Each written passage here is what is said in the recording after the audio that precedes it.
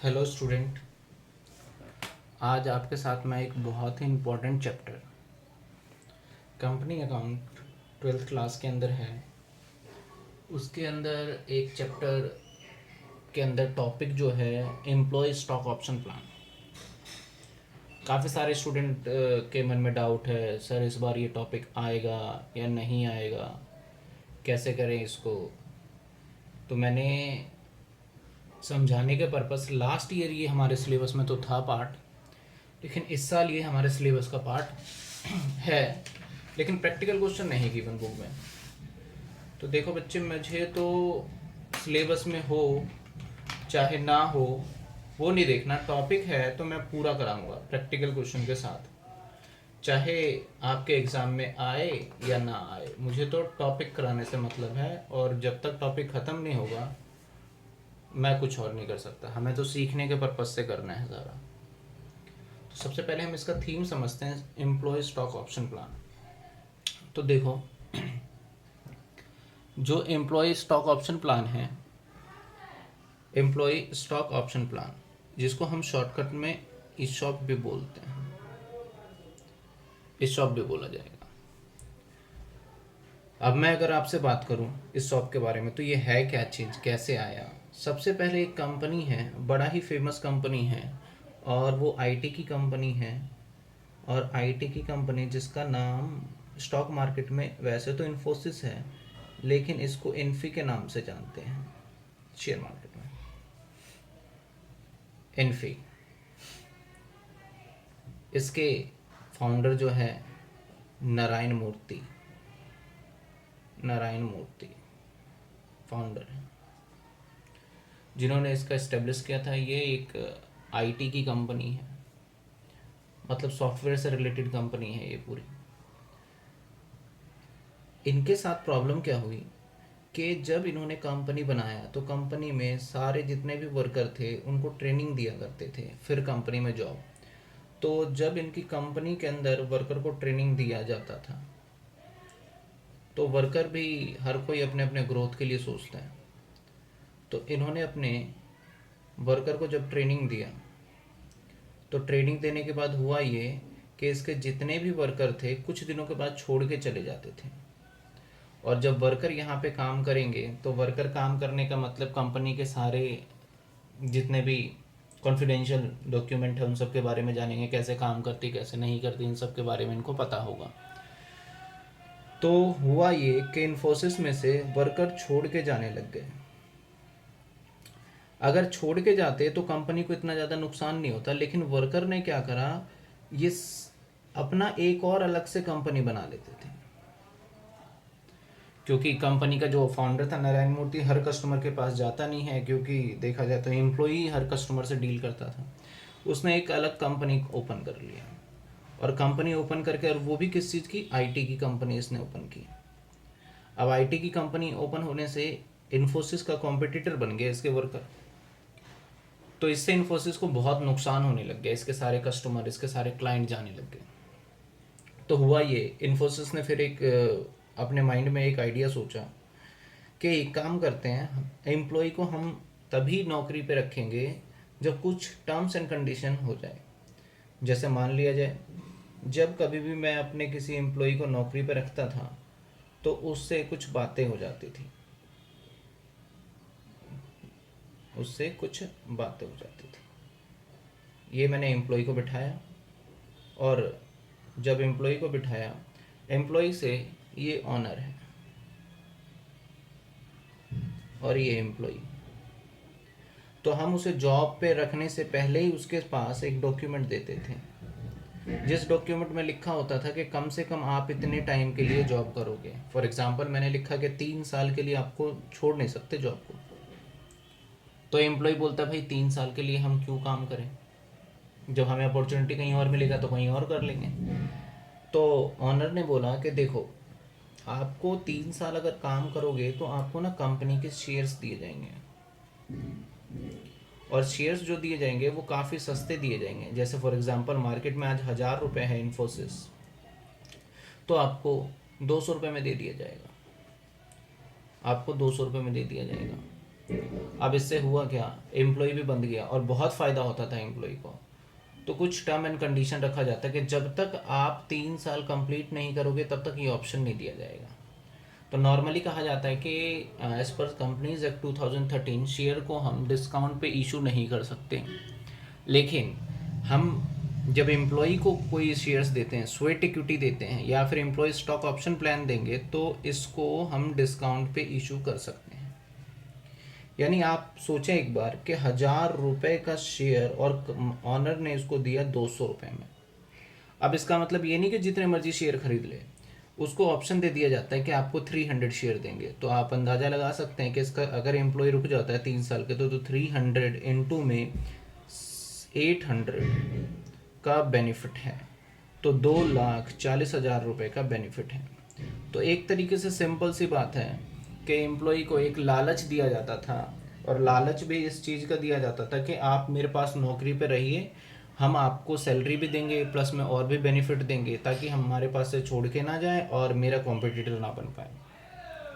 इसके अंदर कुछ टर्म्स एंड कंडीशन, कुछ बातें हैं जो कि ध्यान में रखने वाली हैं।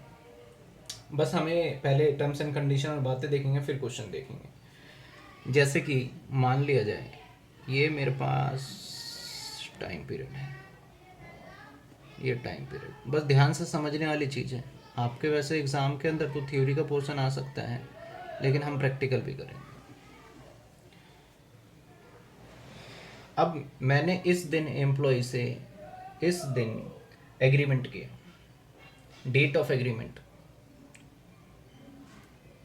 डेट ऑफ एग्रीमेंट,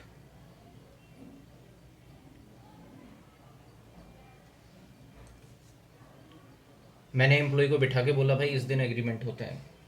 इस डेट को हम बोलेंगे grant date, grant date, technical word में बोला जाएगा ग्रांट डेट, इसको बोलेंगे ग्रांट डेट। किसको? डेट ऑफ एग्रीमेंट को। इसके बाद मैंने एम्प्लॉय को बोला कि भाई एम्प्लॉय, तुम्हें मेरे पास काम करना है, और काम जो करना है तुम्हें वो 3 साल तक हमें काम करना है। 3 साल के बाद आपको जो भी है शेयर्स दिया जाएगा कंपनी का। तो मान लिया जाए 1 ईयर, मान लेते हैं 2nd year and 3rd year, 3rd year. तो यहाँ से यहाँ तक, यहाँ से यहाँ तक टाइम पीरियड में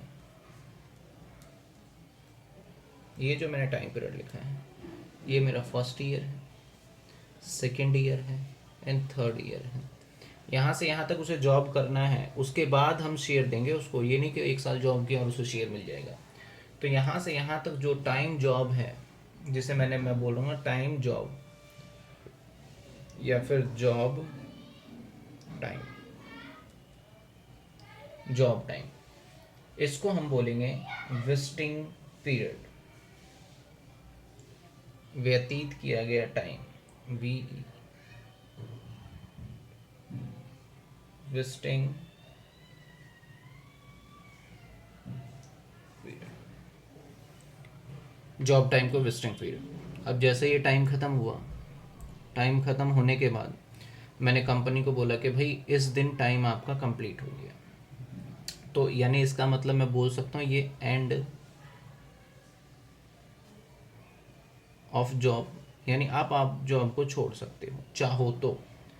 एंड ऑफ जॉब, जिसको हम अकाउंटिंग टेक्निकल वर्ड में बोलेंगे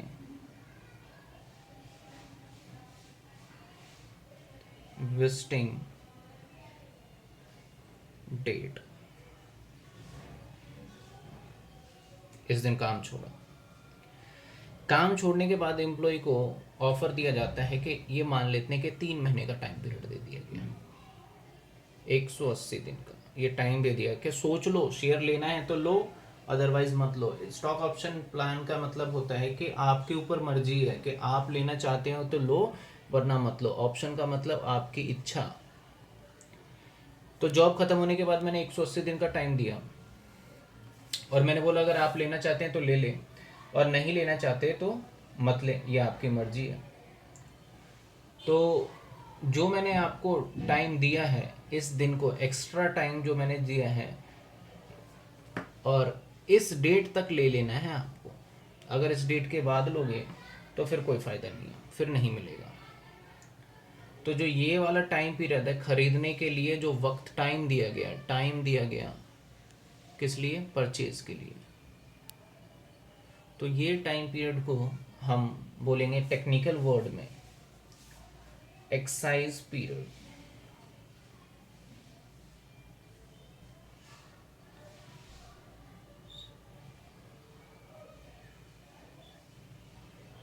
एक्साइज पीरियड,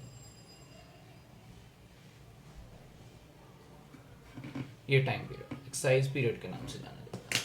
यानी जो ये वाला टाइम पीरियड है हमारा, इस टाइम पीरियड को बोलेंगे एक्साइज पीरियड। अब जिस दिन खरीद लेगा,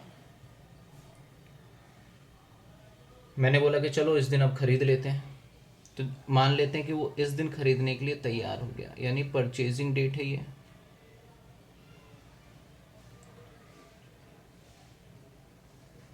डेट, तो परचेज, जिस दिन कंपनी परचेज करने के लिए तैयार हो जाएगा, परचेजिंग डेट हो जाएगा। तो उसको हम बोलेंगे, जिस दिन खरीद लेगा उसको बोला जाएगा एक्साइज।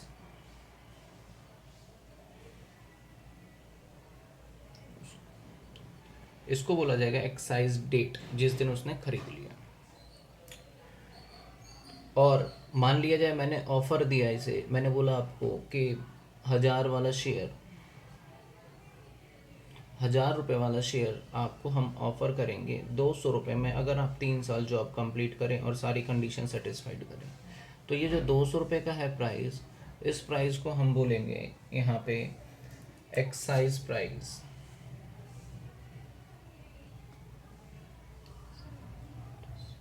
एक्सरसाइज प्राइस,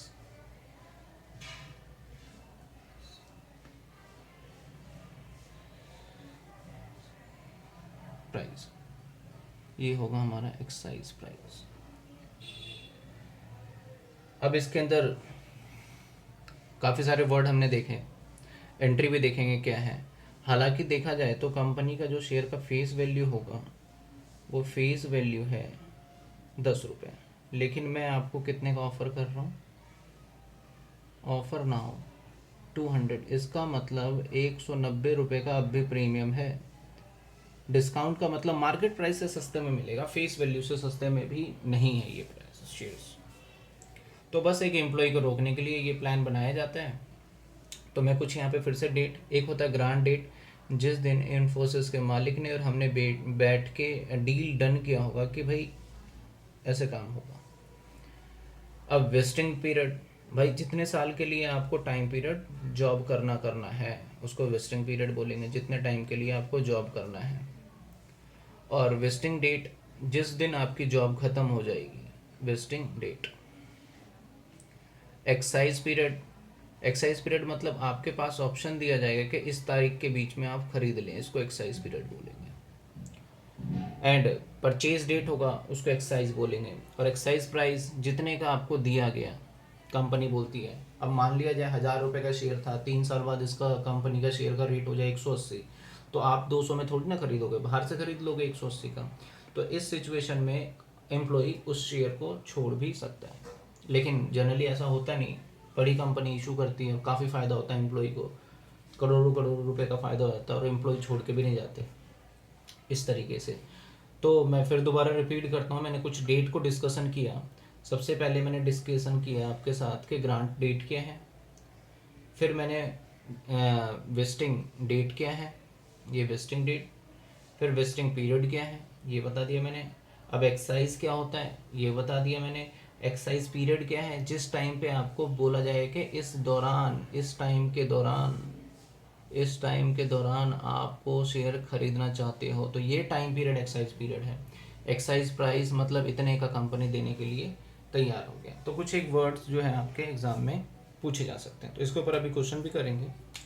मैं थोड़ा समझा दूँ, हाईलाइट कर देता हूँ, इसे नोट ज़रूर कर लें, बहुत ही सिंपल है। और कोई टेंशन वाली बात नहीं है, बस आपको मेन क्लियर होना चाहिए। ओके, अब इसके बाद आगे डिस्कस करते हैं क्वेश्चन का। मेरे पास कुछ क्वेश्चंस है, उस क्वेश्चन को सॉल्व करेंगे, उसके बाद देखेंगे इसका आंसर क्या है। ठीक है, अब मैं इसके अंदर कुछ और पार्ट भी ऐसे डिस्कस करना चाहूँगा। थैंक यू बच्चों। क्वेश्चन के लिए नेक्स्ट वीडियो में देखें आप, नेक्स्ट वीडियो में मैं इससे रिलेटेड इसके क्वेश्चन भी डालूंगा। ये पार्ट इस बार सीबीएसई एग्ज़ाम में एप्लीकेबल है, क्वेश्चन आएगा या नहीं आएगा उसको हम जब क्वेश्चन करेंगे तब देखेंगे। तो नेक्स्ट वीडियो में मैं इससे रिलेटेड क्वेश्चन डालूंगा वीडियो नंबर 2 में। Thank you.